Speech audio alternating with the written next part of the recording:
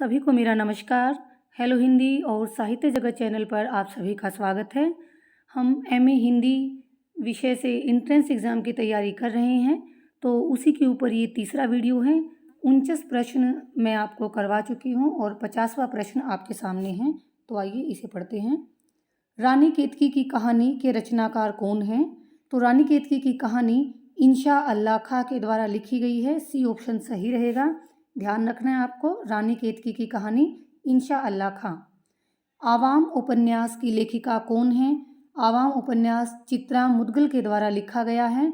D answer आपका सही है। 52वां प्रश्न है, द्विवेदी युग का नामकरण किस साहित्यकार के नाम पर हुआ? तो देखिए चारों ही ऑप्शन में द्विवेदी लिखा हुआ है, तो आपको थोड़ा सा ध्यान रखने की आवश्यकता है। आचार्य महावीर प्रसाद द्विवेदी यानी सी ऑप्शन आपका सही है। महावीर प्रसाद द्विवेदी के नाम पर इस युग का नामकरण हुआ था, द्विवेदी युग। 53वां प्रश्न जो है, दीक्षा उपन्यास आधारित है, यानी क्या बताया गया है दीक्षा उपन्यास में, किसको आधार बनाया गया है? तो रामकथा, सी ऑप्शन है रामकथा। देखिए दीक्षा उपन्यास के जो लेखक हैं वो नरेंद्र कोहली जी हैं। उनका बड़ा ही प्रसिद्ध उपन्यास है और इसमें रामकथा का वर्णन किया गया है, तो सी आंसर आपका सही है। किस कवि को राष्ट्र कवि की उपाधि दी गई है? तो मैथिली शरण गुप्त, इसका जो आंसर भी सी सही है। मैथिली शरण गुप्त को राष्ट्र कवि की उपाधि दी गई है। 55वां प्रश्न हमारा है, झूठा सच उपन्यास के लेखक कौन हैं? तो ए ऑप्शन सही है, यशपाल के द्वारा लिखा गया है झूठा सच उपन्यास। 56वां प्रश्न देखिए, द्वापर किसकी रचना है? तो द्वापर मैथिली शरण गुप्त जी की लिखी गई रचना है, तो बी आंसर सही रहेगा। मोचीराम कविता के रचयिता कौन हैं? मोचीराम धूमिल कवि के द्वारा लिखी गई प्रसिद्ध कविता है, एक लंबी कविता है और धूमिल कवि का पूरा नाम है सुदामा पांडेय धूमिल। ठीक है, सुदामा पांडेय धूमिल, उसके द्वारा लिखी गई कविता है मोचीराम। खड़ी बोली हिंदी का पहला महाकाव्य माना जाता है, कौन सा?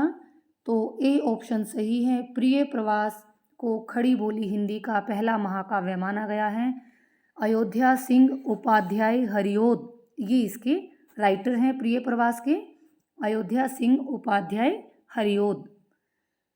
अगला प्रश्न देखिए, आत्मजयी के रचयिता कौन है? तो आत्मजयी कुंवर नारायण के द्वारा लिखी गई है, डी आंसर सही रहेगा। साकेत की नायिका कौन है? साकेत की नायिका उर्मिला है, क्योंकि उर्मिला के विरह का वर्णन इसमें किया गया है, उर्मिला को ही नायिका के रूप में लिया गया है। साकेत के 9वें सर्ग में उर्मिला के विरह का वर्णन हमें मिलता है, तो साकेत की नायिका हो गई उर्मिला। इनमें से कौन सा प्रेमचंद का उपन्यास इनमें से कौन सा उपन्यास जैनेन्द्र का है? ये पूछा गया है। देखिए जैनेन्द्र का उपन्यास इसमें सुनीता है, ठीक है, ध्यान रखना है आपको, क्योंकि रंगभूमि तो मुंशी प्रेमचंद का है, झूठा सच हमने अभी पढ़ा, ध्यान होगा आपको। तो सुनीता उपन्यास इसमें जैनेन्द्र के द्वारा लिखा गया उपन्यास है और सुनीता उपन्यास जो है वो 1935 ईस्वी में लिखा गया था। सन भी आपको मैं साथ में बता देती हूँ, सुनीता उपन्यास 1935 में लिखा गया था। 62वां प्रश्न आपके सामने है, वैदेही वनवास ये किसकी रचना है? तो वैदेही वनवास भी मैथिली शरण गुप्त के द्वारा लिखी गई रचना है, डी आंसर सही है। 63वां, भूषण बिनु ने विराजई कविता बनीता मित, ये पंक्ति किसकी है? ये पंक्ति केशवदास की हैं। मैंने कई बार कक्षा में बीए प्रथम वर्ष के विद्यार्थियों को जब मैंने अलंकार करवाए थे तब भी अच्छी तरह पंक्ति में बताती हूँ कि केशवदास अलंकारवादी आचार्य हैं। वो ये कहते हैं कि जैसे कोई स्त्री आभूषणों के बिना सुशोभित नहीं होती, वैसे ही कविता भूषण यानी कविता अलंकारों के बिना सुशोभित नहीं होती। भूषण मतलब यहाँ पर अलंकार हैं, आभूषण भी हैं। तो ये पंक्ति किसके द्वारा लिखी गई है? केशवदास के द्वारा ये पंक्ति लिखी गई है, ध्यान रखना है आपने। बड़े घर की बेटी इस कहानी के रचनाकार कौन हैं? तो प्रेमचंद इसके रचनाकार हैं। बी आंसर आपका सही है। 65वां जो प्रश्न है, अबला जीवन हाय तुम्हारी यही कहानी, आंचल में है दूध आँखों में पानी, यह पंक्ति किस काव्य की है? तो यह पंक्ति यशोधरा काव्य से ली गई है। जब गौतम बुद्ध यशोधरा को छोड़कर चले जाते हैं, घर त्याग करके चले जाते हैं, तब उसके ऊपर है ये, अबला जीवन हाय तुम्हारी यही कहानी, आंचल में दूध और आँखों में पानी। यशोधरा के ऊपर है ये पंक्ति। जयद्रथ वध के रचनाकार कौन है? जयद्रथ वध मैथिली शरण गुप्त के द्वारा लिखा गया है। 1910 ईस्वी में ये रचना लिखी गई थी। जयद्रथ वध 1910 में और खड़ी बोली में लिखी गई थी। ठीक है, देखिए मैं इसके विषय में थोड़ा सा ये बता दूँ आपको कि जब महावीर प्रसाद द्विवेदी युग उन्हीं के नाम से है ना, महावीर प्रसाद द्विवेदी के, तो उनका सबसे बड़ी अहम भूमिका क्या थी कि खड़ी बोली को काव्य और गद्य दोनों के रूप में प्रतिष्ठित करना। पहले क्या था कि अगर काव्य लिखना है तो ब्रजभाषा का प्रयोग करते थे, और अगर गद्य लिखना है तो खड़ी बोली का प्रयोग करते थे। तो महावीर प्रसाद द्विवेदी का सबसे बड़ा योगदान क्या है कि उन्होंने खड़ी बोली को गद्य और पद्य दोनों की भाषा बना दिया। और जब उन्होंने अपने युग के लेखकों को कहा कि वो खड़ी बोली में ही काव्य की रचना करें, तो लेखकों ने सोचा कि भी खड़ी बोली में कौन हमारे काव्य को पढ़ेगा, क्योंकि वो ब्रज भाषा की तरह कोमल और सरस नहीं है। तो लगभग लेखकों ने नहीं लिखा, लेकिन मैथिली शरण गुप्त ने द्विवेदी जी के कहने पर जो अपनी खड़ी बोली में लिखी वो रचना ये जयद्रथ वध ही है। ये खड़ी बोली की है रचना। जब शुरुआत इन्होंने की और ये इतनी प्रसिद्ध हुई, तो लोगों ने फिर ये सोचा कि भी खड़ी बोली में लिखा गया काव्य भी नीरस नहीं है, उसे भी लोग पसंद करते हैं, वो भी। तो उसके बाद जो है खड़ी बोली में लिखा जाने लगा काव्य भी। और ये द्विवेदी जी का एक बड़ा महत्वपूर्ण योगदान है कि उन्होंने काव्य की भाषा को खड़ी बोली बनाया। 66वां प्रश्न हमारा था, जयद्रथ वध के रचनाकार मैथिली शरण गुप्त 1910 ईस्वी में लिखा गया। अगला जो प्रश्न हमारा है, महावीर प्रसाद द्विवेदी ने सरस्वती पत्रिका का संपादन भार कब से संभाला? देखिए, वैसे तो सरस्वती पत्रिका कब निकलनी शुरू हुई थी? 1900 ईस्वी में सरस्वती पत्रिका निकलनी शुरू हो गई थी, लेकिन महावीर प्रसाद द्विवेदी 1903 ईस्वी में इसके संपादक बने थे और 1920 ईस्वी तक इसके संपादक रहे। ठीक है, 1903 इसका आंसर आएगा। साकेत की भाषा कौन सी है? अगला हमारा प्रश्न है, साकेत की भाषा है खड़ी बोली। 78वां प्रश्न है, इनमें से कौन सा नाटक भारतेंदु का नहीं है? तो ये अंधेर नगरी भी आपने पढ़ रखा है, भारतेंदु का है, नील देवी भी, प्रेम जोगिनी भी। तो बचा कौन सा? विशाख नाटक इनका नहीं है, तो इसका आंसर आएगा विशाख। बी ऑप्शन सही है। अगला हमारा प्रश्न है 79वां, ग्राम्या के रचनाकार कौन है? तो ग्राम्या पंत के द्वारा लिखी गई रचना है। बी ऑप्शन सही है, सुमित्रानंदन पंत इसके राइटर हैं। प्रेम सागर की रचना किसने की? तो प्रेम सागर लल्लू लाल के द्वारा लिखा गया है।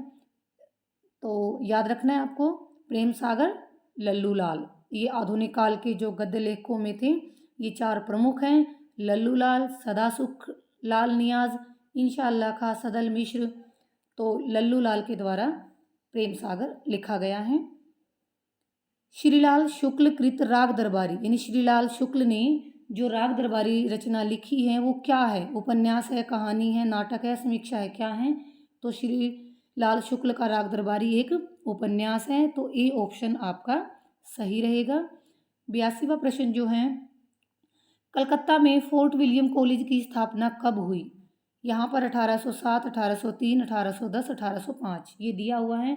देखिए, जहाँ तक मैंने अध्ययन किया है तो ये चारों ही ऑप्शन गलत हैं, क्योंकि नॉर्मली हम बुक्स में जब पढ़ते हैं तो केवल दो सन हमें मिलते हैं। एक तो मिलता है 1800 और किसी किसी बुक में हमें मिल जाता है 1801। अगर इन दोनों में से भी कोई 1801 भी होता तो हम स्वीकार कर लेते हैं, नहीं, लेकिन ये चारों ही ऑप्शन गलत हैं। वास्तव में 1800 ईस्वी जो है इसका सही आंसर है। कलकत्ता में फोर्ट विलियम कॉलेज की स्थापना 1800 ईस्वी में हुई थी, तो आप ये ध्यान रखिएगा इस प्रश्न में। हजारी प्रसाद द्विवेदी की रचना बाण भट्ट की आत्मकथा क्या है? देखिए, बाण भट्ट की आत्मकथा, आत्मकथा जब शब्द आता है तो वहीं से अंदाजा लगा लेते हैं और टिक से झट से लगा देते हैं आत्मकथा है, ये गलत है। बाण भट्ट की जो आत्मकथा है वो एक उपन्यास है। डी आंसर जो है इसका सही है। निज भाषा उन्नति अहे सब उन्नति को मूल, यह पंक्ति किस कवि की है? ये भारतेंदु हरिश्चंद्र के द्वारा कही गई पंक्ति है। निज भाषा उन्नति अहे सब उन्नति को मूल, बिन निज भाषा ज्ञान के मिटत न हिय सो सूल। तो ये पूरी पंक्तियाँ थी भारतेंदु हरिश्चंद्र के द्वारा लिखी गई। अगला प्रश्न है 85वां प्रश्न हमारा है, उर्वशी काव्य के रचयिता कौन है? तो उर्वशी काव्य दिनकर के द्वारा लिखा गया है, सी आंसर सही है। हरि कृष्ण प्रेमी मुख्यतः किस विधा के रचनाकार हैं? देखिए, वैसे तो और भी विधाएं उन्होंने लिखी है, लेकिन मुख्यतः पूछा है तो वो एक नाटककार के रूप में प्रसिद्ध हैं। डी आंसर सही रहेगा। रीति संप्रदाय के प्रवर्तक कौन हैं? इसका ए आंसर सही है। आचार्य वामन जो है वो रीति संप्रदाय के प्रवर्तक हैं। 88वां प्रश्न हमारा है, तार सप्तक के संपादक कौन हैं? तार सप्तक देखिए 1943 ईस्वी में अज्ञेय के द्वारा चलाया गया था। 1943 ईस्वी में सबसे पहला सप्तक आया था, और जिसे प्रयोगवाद जब अज्ञेय ने शुरू किया ना, वो प्रयोगवाद की शुरुआत तार सप्तक से ही है, और 1943 में पहला तार सप्तक आया था। सप्तक यानी इसमें इन्होंने 7 कवियों को शामिल किया था, उनकी रचनाओं को उसमें शामिल किया था। तो डी आंसर आपका सही रहेगा। अज्ञेय 1943 ईस्वी से तार सप्तक पहला प्रकाशित हुआ। चांद का मुंह टेढ़ा है, ये किसकी रचना है? तो ये है मुक्तिबोध की रचना। तो डी आंसर आपका सही है, मुक्तिबोध। संसद से सड़क तक, ये किसका काव्य संकलन है? तो ये धूमिल का काव्य संकलन है। सुदामा पांडेय धूमिल, इनका पहला भी एक प्रश्न आया था, तो धूमिल का प्रश्न है, सॉरी ये काव्य है संसद से सड़क तक। बी आंसर आपका सही है। अगला प्रश्न हमारा है 91, तमिल भाषा में रचित रामायण का क्या नाम है? देखिए, तमिल भाषा में जो रामायण थी वो कंब कवि ने लिखी थी, और उनकी रामायण है कंब रामायण। कंब कवि का भी नाम है। अब पूछे भी कंब रामायण किसने लिखी, तो कंब ने ही लिखी थी। कंब रामायण ये तमिल भाषा में लिखी गई है। अब जैसे कृतिवास रामायण है, किसने लिखी है? कृतिवास कवि ने लिखी है, और ये बंगला भाषा में लिखी है। तो इस प्रकार से ये राम कथा ये इन्हीं में, लेकिन इनकी भाषा अलग अलग है। हमारा प्रश्न था कि तमिल भाषा में रचित रामायण कौन सी है? तो सी ऑप्शन आपका सही रहेगा, कंब रामायण। अगला जो प्रश्न हमारा है, नदी के द्वीप, ये किसकी रचना है? नदी के द्वीप अज्ञेय की रचना है, अज्ञेय द्वारा लिखी गई है ये। रीतिकाल को विश्वनाथ प्रसाद मिश्र ने क्या नाम दिया है? तो रीतिकाल को विश्वनाथ प्रसाद मिश्र ने श्रृंगार काल कहा है। ए ऑप्शन आपका सही है। मिश्र बंधुओं ने इसको अलंकृत काल कहा था रीतिकाल को, और रामचंद्र शुक्ल ने इसको रीतिकाल ही कहा है। विश्वनाथ प्रसाद मिश्र ने क्या कहा है? श्रृंगार काल। ठीक है, तो ए ऑप्शन आपका सही है। 94वां प्रश्न आपके सामने है, गुनाहों का देवता, ये किसके द्वारा लिखी गई है? ये धर्मवीर भारती के द्वारा लिखी गई है। बी ऑप्शन सही है। कहानी नई कहानी, ये किसकी रचना है? ये नामवर सिंह के द्वारा लिखी गई है। बी ऑप्शन सही है। 96वां प्रश्न जो हमारा है, 55 खंबे लाल दीवारें, ये किसकी रचना है? ये उषा प्रियवदा की रचना है, और ये एक उपन्यास है। इसकी विधा क्या है? उपन्यास है ये 55 खंबे लाल दीवारें। श्रृंखला की कड़ियाँ, इसके रचनाकार कौन हैं? तो महादेवी वर्मा के द्वारा लिखी गई है। ए ऑप्शन आपका सही है। हार की जीत कहानी किसकी है? हार की जीत कहानी सुदर्शन की है। ए ऑप्शन इसका भी सही है। 99वां प्रश्न हमारा है, हिंदी साहित्य के अंतर्गत सर्वप्रथम ज्ञानपीठ पुरस्कार किसको मिला था? तो देखिए, अगर हम सबसे पहले ज्ञानपीठ पुरस्कार की बात करें तो सुमित्रानंदन पंत को मिला था। सबसे पहला हिंदी में सुमित्रानंदन पंत को मिला था। उनकी एक काव्य था चिदम्बरा। चिदम्बरा पर 1968 ईस्वी को उनको भारतीय ज्ञानपीठ पुरस्कार मिला था। ध्यान रखना आपको, हिंदी साहित्य का सबसे पहला ज्ञानपीठ पुरस्कार सुमित्रानंदन पंत को चिदम्बरा पर मिला। चिदम्बरा एक काव्य है और 1968 ईस्वी में मिला। और अगर ये कहें कि ज्ञानपीठ पुरस्कार सबसे पहले महिलाओं में किसको मिला, तो महिलाओं में सबसे पहले मिला था महादेवी वर्मा को 1982 में। उनकी एक रचना है यामा। यामा के ऊपर उनको ये ज्ञानपीठ पुरस्कार मिला था। ठीक है, हिंदी साहित्य का सबसे पहला ज्ञानपीठ पुरस्कार सुमित्रानंदन पंत को, और महिलाओं में पूछे तो महादेवी वर्मा को 1982 में। यामा नाम की उनकी जो रचना थी, संकलन था वो, उसमें। फिर 100वां जो प्रश्न है, आधे अधूरे नाटक की नायिका कौन है? सावित्री। ठीक है, सावित्री इस नाटक की नायिका हैं।